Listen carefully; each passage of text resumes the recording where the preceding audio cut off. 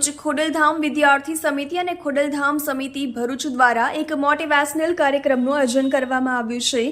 તારીખ 28 જુલાઈ 2024 સાંજે 4 કલાકે પ્રસંગ પાર્ટી પ્લોટ BAPS સ્વામિનારાયણ મંદિરની પાછળના ગ્રાઉન્ડમાં યોજાયેલ સમજણની વૃદ્ધિ સમાજની સમૃદ્ધિ આ કાર્યક્રમમાં મોટી સંખ્યામાં લેવા પાટીદાર સમાજના પરિવારો ઉપસ્થિત રહ્યા હતા।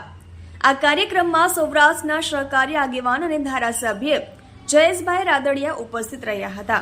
શ્રી ખોડલધામ ટ્રસ્ટ કાગવડના ચેરમેન નરેશભાઈ પટેલ અને તેમની ટીમના માર્ગદર્શન હેઠળ સમગ્ર આયોજન કરવામાં આવ્યું હતું। જિલ્લાના લેવા પાટીદાર સમાજના પ્રમુખો તેમજ તેમની ટીમ અને જિલ્લાના 111 ગામોમાં વસતા લેવા પાટીદાર સમાજના પરિવારો ઉપસ્થિત રહ્યા હતા।